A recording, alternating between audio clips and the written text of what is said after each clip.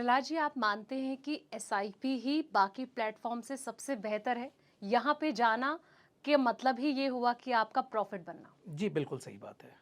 अगर आप निवेश रहते हैं किसी भी सिप में 5 साल से ऊपर रहते हैं तो 0% चांसेस है कि आपका पैसा नुकसान में जाएगा। हम्म। उस पे ग्रोथ आएगा ही आएगा। ग्रोथ 7% हो, 10% हो, 15% हो, नेचर करता है कि आपने किस टाइप का प्रोडक्ट चूज़ कर रखा है। अदरवाइज़ अगर आपका इन्वेस्टमेंट नज़रिया 5 से 7 साल का है तो 0% लॉस आपको मिलेगा, ये कन्फर्म है। हम्म। लास्ट आप 20, 30, 40, 50 ईयर्स का देख लीजिए। हम्म। अगर किसी ने भी 5 साल 7 साल तक इन्वेस्टमेंट मतलब इन्वेस्टेड रहा है तो उनको 0 नुकसान हुआ है सिप में। अभी थोड़ी देर पहले आपने मिड और शॉर्ट टर्म के लेके बात की कि यहाँ पे भी जा सकते हो, लेकिन कहीं ना कहीं ये फिर वॉलेटाइल भी उतने रहते हैं। तो अगर एक न्यू बिगिनर इस वक्त हमें देख रहा है तो उसको आप ये एडवाइस करेंगे कि वो यहाँ पे जाए, या फिर उसका शुरुआत से ही ये माइंडसेट होना चाहिए कि अगर निवेश करना है तो लॉन्ग टर्म में ही करें, शॉर्ट टर्म में तब करें जब तुम्हें थोड़ा एक्सपीरियंस हो जाए? सी एक्सपीरियंस है या नहीं है, क्योंकि आपको पता नहीं कि अगले 5 साल में मार्केट में क्या होने वाला है। हम्म। क्या किसी को 6 महीने पहले पता था कि ये वॉर की सिचुएशन आ जाएगी? हम्म। नहीं पता था। तो ये सब जो है वॉर हो गया या ऐसे कोई भी कैलेमिटीज़ आता है ना, तो आपके लिए फ़ायदेमंद होता है। क्यों हम्म। फ़ायदेमंद होता है कि मार्केट वहाँ पे क्रैश होता है, सेल लग जाती है। हम्म। यानी अगर आप उस समय हम्म। इन्वेस्टेड है, नया इन्वेस्टमेंट कर रहे हैं, तो आपको जो चीज़ 100 रुपये का था आज वो 70 रुपये 60 रुपये का मिल रहा है, तो आपके लिए प्रॉफिट का चांसेस ज़्यादा बढ़ जाता है।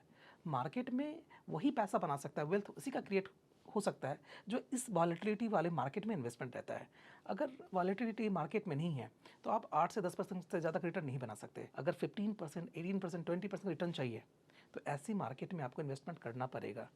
जो चीज़ 6 महीने पहले 100 रुपये का था आज वो 70 रुपये का है, आज वो 75 रुपये का है, यानी 25%, 30% डिस्काउंट में आपको मिल रहा है। तो कृपया आप इन्वेस्टेड रहिए लॉन्ग टर्म, क्योंकि ये ऐसे, और ऐसा नहीं कि आगे वॉर का सिचुएशन नहीं आएगा। हो सकता है वॉर नहीं कोई और चीज़ हो, तो उस कंडीशंस में अगर आप मार्केट में इन्वेस्टेड रहते हैं तो आपको बहुत अच्छा रिटर्न दे के जाएगा। अच्छा, अगर एसआईपी के अलावा सेफ साइड अगर चलना है तो फिर आप क्या एडवाइस देंगे? तो आप कोई भी हाइब्रिड फंड ले लीजिए, डेट फंड ले लीजिए, जहाँ पे मार्केट का एक्सपोजर उतना नहीं है, राइट। जो आपके कॉर्पोरेट बॉन्ड में जाएगा, एफडी में जाएगा, वहाँ पे आपको 6 से 7% रिटर्न आएगा। लेकिन वो सेफ कैसे है मुझे ये बता दीजिए। वो सेफ वो भी बिल्कुल भी नहीं है, क्योंकि आपकी एक्सपेक्टेशंस है कि हमें 15 से 20% मिले, और वहाँ पे कितना पैसा मिल रहा है? 6 से 7% मिल रहा है। तो क्या वो आपकी एक्सपेक्टेशंस को पूरा कर रहा है क्या? नहीं कर रहा ना। तो आपके लिए सेफ कैसे हुआ फिर वो? तो सबसे पहले आप ये देखिए कि आपका पर्पस क्या है इन्वेस्टमेंट का।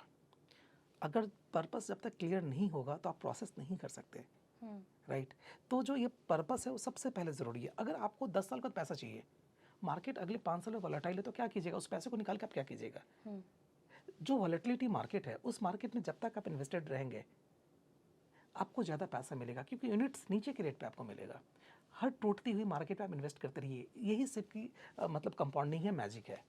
अगर सिर्फ मार्केट चल रहा है ना, अगर आप सिप कर रहे हैं और मार्केट चल रहा है तो आपका पैसा नहीं बनेगा, 7, 8, 10% ज़्यादा नहीं बनेगा। लेकिन अगर वॉलेटिलिटी वाली मार्केट है, मार्केट टूट रहा है, इस महीने आपने 100 रुपये की यूनिट पे खरीदा, नेक्स्ट मंथ आपको 95 रुपये पे मिल रहा है। 1000 रुपये इन्वेस्ट किया, इस महीने आपको 10 यूनिट मिला था, नेक्स्ट मंथ आपको 11 यूनिट मिलेगा, क्योंकि यूनिट मल्टीप्लाई एनएवी, वही आपका वेल्थ क्रिएट होता है, वहीं पे वेल्थ क्रिएट होता है। बिल्कुल। तो आप ऑलवेज कोशिश कीजिए कि जब भी आपको मार्केट टूटे, आपके लिए वो ब्लेसिंग है। ब्लेसिंग क्यों है? क्योंकि आपको 10 साल बाद पैसा चाहिए, अभी तो नहीं चाहिए ना। जो चीज़ आपने महंगी रेट में खरीदी थी आपको नेक्स्ट मंथ में सस्ते रेट में मिलेगी। तो ये ब्लेसिंग है। प्रहलाद जी, मैं आपसे एक चीज़ ये जानना चाहूँगी कि आज से जब भी आपने इन्वेस्टमेंट की शुरुआत की थी, तो आपका वो मंत्रा क्या था कि अब मुझे शुरू करना है? क्योंकि देखिए, जैसे आपने कहा कि एक लॉन्ग टर्म के लिए इन्वेस्ट किया जाना चाहिए। इतने पेशेंस लोगों के अंदर नहीं होते हैं, तो क्या आप मानते हैं कि पेशेंस लेवल होना बहुत ज़रूरी होता है? आप अपना कुछ एक्सपीरियंस अगर हमारे दर्शकों के साथ शेयर करें तो? इस मार्केट में पैसा वही बना सकता है जिसके पास पैसेंस है। पैसा और पैसेंस, ये दो सबसे बड़ी पूंजी है इस मार्केट के लिए। अगर आपके पास पैसा है, पैसेंस नहीं है, तो आप कभी वेल्थ क्रिएट नहीं कर सकते। क्यों चाहिए होता है पैसेंस? क्योंकि मार्केट आपके हिसाब से काम नहीं करता, मार्केट अपने हिसाब से काम करता है। अगर आज कोई बिजनेसमैन है, आज वो बिजनेस कर रहा है, किसी साल उनके लिए बहुत मंदी भी हो सकता है, किसी किसी साल उनके लिए बहुत तेज़ी भी हो सकता है। अब आप आईटी देख लीजिए, पिछले 1 से 1.5 साल में आईटी के अंदर, आईटी सेक्टर में कितने चेंजेस आ रहे हैं। एआई के आने से जो आईटी कंपनी उस पर इम्पैक्ट पड़ा है, बट वो अपने आप को मतलब एआई इनेबल भी कर रहे हैं, तो टाइम लगेगा। ये मौका है कि आप इन्वेस्टेड रहिए। जब तक कि आप पिच पे टिके नहीं होंगे ना, तो आपका पैसा नहीं बनेगा। तो इसीलिए कहते हैं कि लॉन्ग टर्म इन्वेस्टमेंट करना बहुत ज़रूरी है, पेशेंस रखना बहुत ज़रूरी है। आजकल के जो हम हालात देख रहे हैं ना इन्फ्लेशन को लेके, कितनी तेज़ी के साथ इन्फ्लेशन जो बढ़ता जा रहा है, ऐसे दौर में पेशेंस कितना काम कर सकता है? क्योंकि देखिए ले दे के तो बात पैसों की आ जाती है, तो इसको लेकर क्या एडवाइस आप करना चाहेंगे? इन्फ्लेशन एक्चुअल में बहुत बढ़ गया है, टीयर 2 सिटीज़ में तो उससे ज़्यादा भी बढ़ गया अगर हम देखें तो। अगर आज आप देखें, अगर पिछले साल किसी के घर का house hold expenses let's say 50,000 रुपये था, तो आज वह 60,000 रुपये हो गया है। बिल्कुल। यानी अगर आप देखें तो मोटा मोटी 20% इन्फ्लेशन बढ़ गया है। गवर्नमेंट का डाटा कहती है 8% 10%, लेकिन एक्चुअल हाउस होल्ड एक्सपेंसेस देखेंगे तो 20% इन्फ्लेशन बढ़ गया है। अब इन्फ्लेशन को कैसे बीट कर सकते हैं? आप एफडी में डाल के तो पैसा बीट नहीं कर सकते, आप पोस्ट ऑफिस में डाल के तो नहीं वेट कर सकते हैं। जब तक कि आपके पास में इन्फ्लेशन से ज़्यादा रिटर्न नहीं बनेगा, तो आपका पैसा टूटेगा ही टूटेगा। और वो कहाँ पे बनेगा? वो इसी मार्केट में बनेगा। इस मार्केट में बनेगा तो आपको इस मार्केट में इन्वेस्टेड रहना पड़ेगा। कोई भी चीज़ आपको 1 साल 2 साल 3 साल में रिटर्न नहीं दे सकता। अगर आज आप बिज़नेस स्टार्ट करते हैं, कोई भी बिज़नेस स्टार्ट करते हैं, आपको लगता है कि पहले साल से वो प्रॉफिटेबल में आ जाए? पॉसिबल है क्या? बिल्कुल। बहुत 90% चांसेस है कि प्रॉफिट में नहीं आएगा। 2 से 3 साल लगता है ब्रेक इवन होने में। तो जो इन्वेस्टर्स हैं, आप भी किसी के बिजनेस में पैसा लगा रहे हैं। अगर आप किसी के बिजनेस में पैसा लगा रहे हैं तो थोड़ी सी पेशेंस रखिए। आप टाइम दीजिए उस पैसे को ग्रो होने के लिए, एटलीस्ट 5 साल 7 साल 10 साल। अगर आपने 10 साल रख लिया 7 साल रख लिया तो आप देखेंगे कंपाउंडिंग का मैजिक आप सोच भी नहीं सकते, उतना रिटर्न आ जाएगा। आप लास्ट 10 ईयर्स 15 ईयर्स 20 ईयर्स का रिटर्न तो देखिए एक बार। कभी भी कुछ भी आप इन्वेस्ट करते हैं ना, तो थोड़ी सी रिसर्च कीजिए आप। जब तक आप रिसर्च नहीं करेंगे ना, तो आपका पेशेंस नहीं आएगा कि हाँ, टूटती हुई मार्केट में भी पैसा बनाया जा सकता है। आज वार हुआ है, आज से 5 साल पहले कुछ और कोविड का था, उससे 5 साल पहले कुछ और मार्केट के अंदर डिप्रेशन था, राइट। तो आप इन सब चीज़ को एनालाइज कीजिए, रिसर्च कीजिए कि क्यों जब भी मार्केट टूटता है तो क्या उसका पैसा बनता है या नहीं बनता है। अगर लगता है कि आपको पैसा बनता है तो आप इन्वेस्टेड रहिए।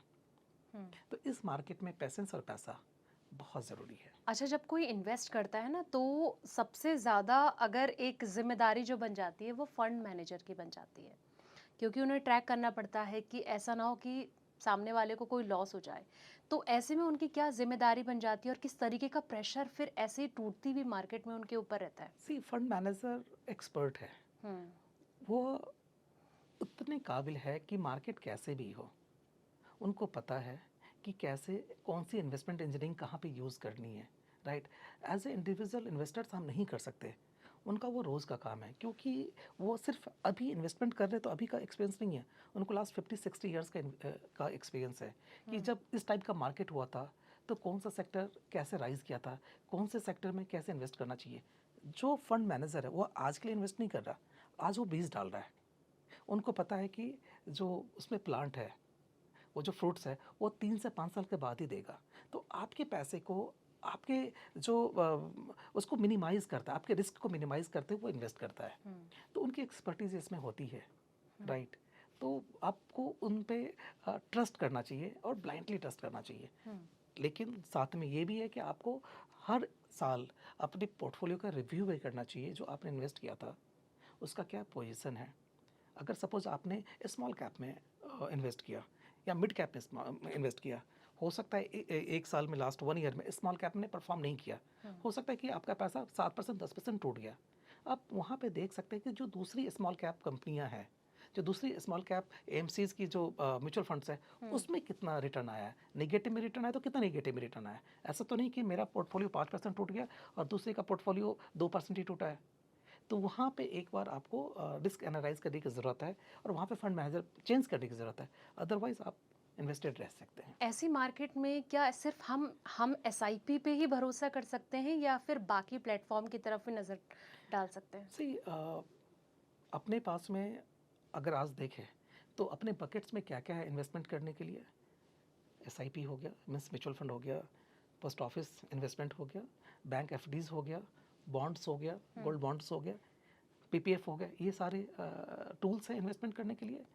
अगर आपको लगता है कि मुझे 6 से 7% के रिटर्न में आप खुश हैं, तो आपको म्यूचुअल फंड में इन्वेस्ट करने की ज़रूरत नहीं है। फिर आप कहाँ पे इन्वेस्ट कीजिए?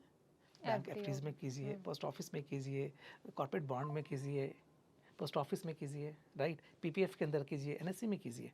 लेकिन जो आप इसमें इन्वेस्ट करेंगे उस पर रिटर्न कितना बनेगा? 6 से 7% रिटर्न बनेगा। उस पर आपको टैक्स भी पे करना है। इन्फ्लेशन 6% से ज़्यादा है, यानी आपका हर साल पैसा टूट रहा है, राइट। जो चीज़ आपको सेफ लगता है लेकिन वो सेफ है नहीं आपके इन्वेस्टमेंट के लिए। 6% रिटर्न आपको सेफ लगता है, लेकिन क्या आपके पोर्टफोलियो के लिए सेफ है? आंसर इज़ नो, क्योंकि आपका पैसा हर साल टूट रहा है। तो म्यूचुअल फंड्स के अंदर इन्वेस्टमेंट करने का पर्पस यही है कि आपको ज़्यादा रिटर्न देगा। अगर कोई ज़्यादा रिटर्न देगा तो थोड़ी सी उसमें रिस्क, सी म्यूचुअल फंड रिस्की इन्वेस्टमेंट नहीं है। म्यूचुअल फंड जो है वो वॉलेटिलिटी का इन्वेस्टमेंट है कि आपको सी, अगर आप देखें बैंक एफडी आपको इस साल भी 7% देगा, नेक्स्ट ईयर भी 7% देगा, उसके बाद भी 7% देगा, ऐसे वो देता जाएगा। म्यूचुअल फंड के अंदर ऐसा नहीं है। म्यूचुअल फंड हो सकता है इस साल आपको 10% रिटर्न दे, हो सकता है नेक्स्ट ईयर वो -5% का रिटर्न दे, हो सकता है थर्ड ईयर -3% रिटर्न दे, लेकिन फिफ्थ ईयर हो सकता है आपको 20% का रिटर्न दे। तो जो म्यूचुअल फंड का ग्राफ है वो ऐसे चलता है, लेकिन जो बॉन्ड्स है, एफडी से, उसका ग्राफ ऐसे चलता है।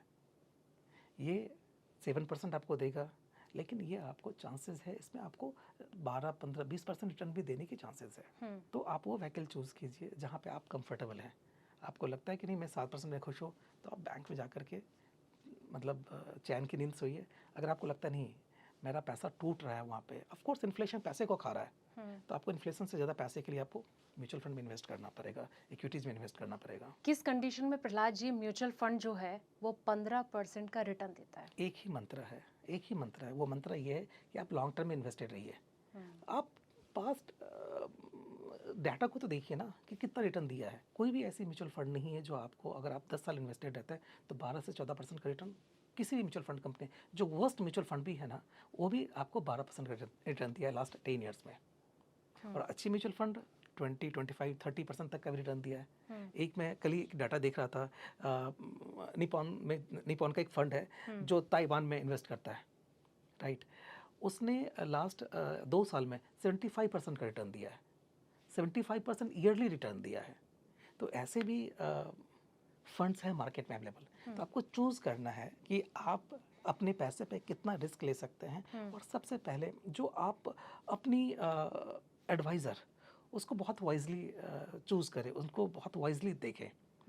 अगर आपके जो एडवाइज़र है, यानी वो आपके नेविगेटर है, वो कैसे आपको गाइड करते हैं, उनकी एक्सपर्टीज़ कितनी है, एक्सपीरियंस कितना है, उनके ऊपर भी डिपेंड करता है, राइट। वो आपकी कितनी हैंड होल्डिंग कर सकते हैं। तो ऑलवेज कोशिश करें कि अच्छे एडवाइज़र के साथ आप इन्वेस्टेड रहें, ताकि ऐसी वॉलेटिलिटी वाली मार्केट में आपको अच्छे से नेविगेट कर सके, आपके रिस्क को मिनिमाइज कर सके। प्रहलाद जी, आपने कहा निपॉन इंडिया का एग्जाम्पल आपने दिया कि कितना अच्छा रिटर्न उसने दिया है 1 साल के अंदर।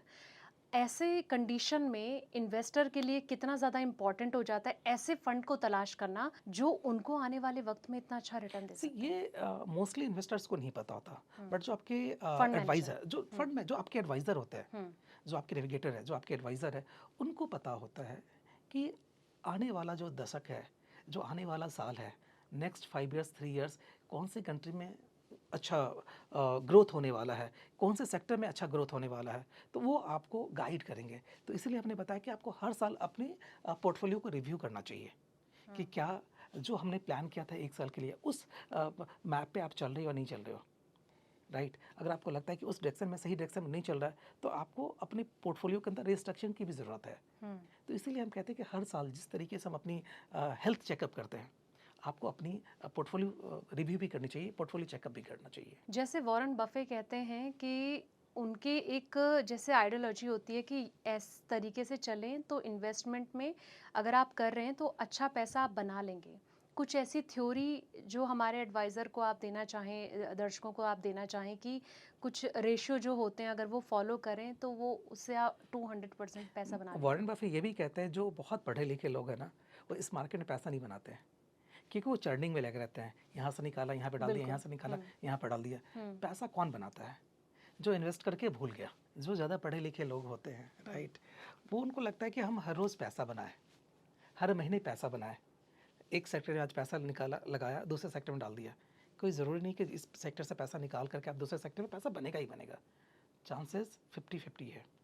तो वरुण साहब ये भी कहते हैं कि आप इन्वेस्ट करके आप साइड में बैठ जाइए। अगर आप इन्वेस्टेड है किसी भी सेक्टर में, वो सेक्टर चलेगा ही चलेगा। हो सकता है 2 साल तक नहीं चले, 3 साल तक नहीं चले, लेकिन 5 इयर्स में, 10 इयर्स में, 15 इयर्स में चलेगा ही चलेगा।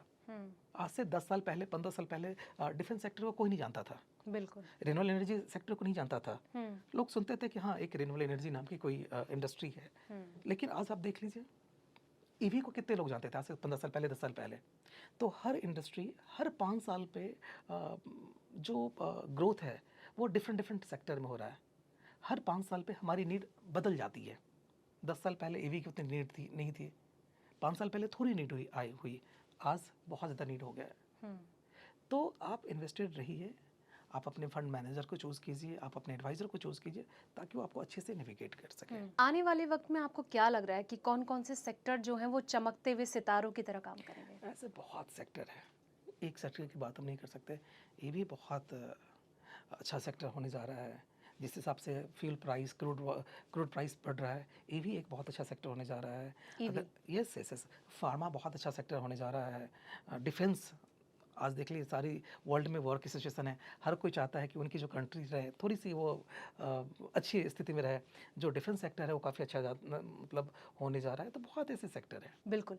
कहीं ना कहीं अगर हम जब कंपैरिजन करने पे आते हैं तो आजकल जैसे चमकती हुई चीज़ों के पीछे जैसे भाग रहे हैं, अगर मैं एसेट क्लास की बात करूं तो गोल्ड सिल्वर भी तेज़ी से आगे से रिटर्न भी दे रहे हैं, और कुछ वक्त पहले इन्होंने बहुत अच्छा रिटर्न भी दिया था। ऐसी सिचुएशन में आप एडवाइज़र को क्या सलाह देंगे कि अभी वहाँ पर दाव लगाना चाहिए या थोड़ा सा रुकना चाहिए? हर एसेट हम एसेट एलोकेशंस क्यों करते हैं? हम सारा का सारा पैसा अगर म्यूचुअल फंड डालते भी है ना, तो जो म्यूचुअल फंड के जो फंड मैनेजर है वो एक एसेट क्लास ढूंढता है कि कौन से सेक्टर में कितना पैसा हमें डालना चाहिए। अगर हम गोल्ड और सिल्वर की बात करते हैं, हर इंडस्ट्री का एक फेज़ होता है। गोल्ड लास्ट 5 इयर्स में देखें तो बहुत अच्छा रिटर्न दिया है, लेकिन लास्ट अगर मैं 6 महीने में देखूं तो रिटर्न नेगेटिव रिटर्न दिया है। तो हर सेक्टर का अपना एक टाइम फ्रेम होता है। सिल्वर की बात करें तो लास्ट 6 मंथ में नेगेटिव रिटर्न दिया है, लेकिन उससे लास्ट 2 इयर्स की बात करें तो बहुत अच्छा रिटर्न दिया है। तो किसी भी सेक्टर में आपको इन्वेस्टेड रहना पड़ेगा, चाहे वो सिल्वर हो, गोल्ड हो। ये एक डिफेंसिव सेक्टर माना जाता है। अगर आपके पास में पैसा पार्क करना हो तो आपको ऐसे सेक्टर में इन्वेस्ट कर सकते हैं, और आपको अपने पोर्टफोलियो में कुछ ना कुछ पैसा गोल्ड और सिल्वर में पैसा जरूर डालना चाहिए।